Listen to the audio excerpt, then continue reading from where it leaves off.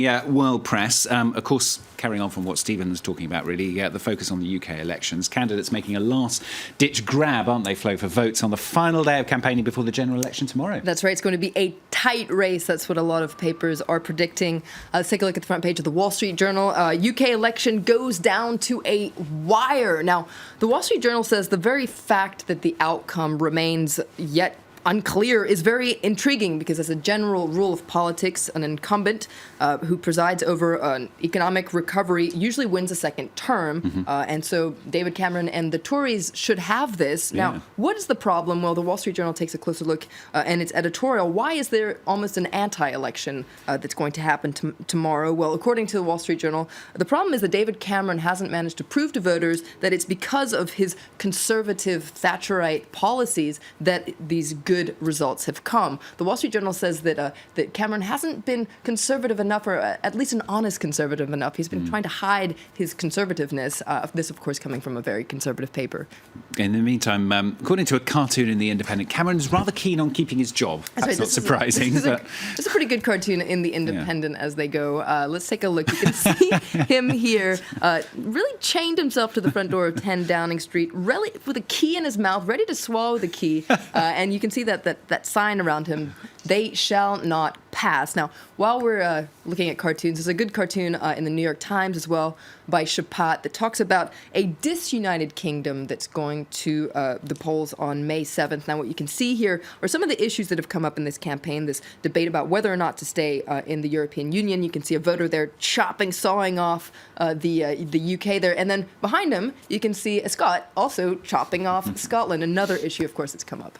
And you've also pulled out a piece in the Washington Post. It kind of pulls together the best bits of the campaign. That's right. This is a kind of understanding British politics campaign for dummies, so I found it very useful, and I suggest you read it as well. It's understanding the campaign through 11 weird memes, so these internet things that come up, these kind of trends, photos, etc. And the Washington Post points out that so far the election has been very full of weird stories, horrible gaffes, and these memes. So I pulled out a couple of examples, especially talking about fringe parties. Fringe parties have been incredibly important in this campaign. You can see here, this is a tweet about the Scottish National Party leader, Nicola Sturgeon. She was dubbed, here you can see it, the most dangerous woman in Britain by the Daily Mail. This, of course, started a meme with her coming up in all sorts of non-threatening photos, wondering, is she really the most dangerous woman in Britain?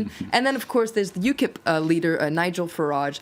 People kept posting photos of him with, well, you'll see here, accidental Hitler mustaches. This was, for instance, the BBC pixelation era that made this come up. Now, why are there all these weird memes coming up? This is an interesting part of the article. Well, according to the Washington Post, a lot of it has to do with social media, but also it's because the UK is going through a very weird political movement. This might be the hardest election to predict yet, and it seems like major parties are really on the sidelines, and these fringe parties are really going to decide the future of the country. Yeah, fascinating election. Full coverage, of course, on France 24. We're going to move on to another story, though. Incredible story, this. I've only just heard about it. Men's Magazine there has printed its latest edition using blood from people who are HIV positive. Right. This is in Austria. It's the Vanguardist. Now, it's usually an online magazine, but here you can see their latest edition. It's the hashtag HIV Heroes edition. It's a hard copy printed using blood donated by 3 people who are HIV positive, mixed in with the ink. Now, according to the co-founder of the magazine, the idea is to counter stigma attached to HIV and AIDS. And actually, we can listen to why he decided to put out this edition.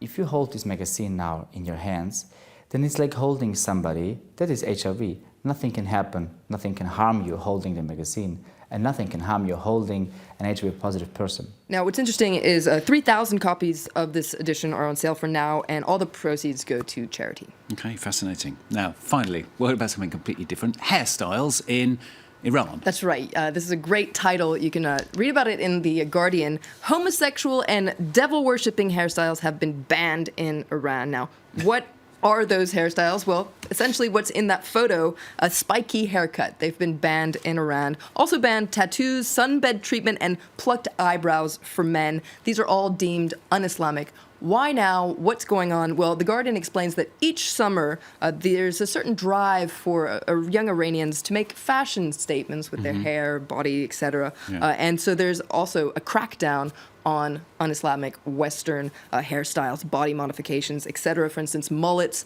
too much hair gel have already been banned in the past. Barbers actually have been given a list of appropriate hairstyles for men. What's interesting to note, though, is the president, who's seen as a moderate, Hassan Rouhani, he's spoken out against such crackdowns on hairstyles, etc. But according to The Guardian, hardliners in Iran are being very defiant with this ban. Fascinating tale. I think I'd be all right. I think you'd be all right. I think I'd be okay. I think I'd be all right. Thanks a lot, Flo. Play with the international papers.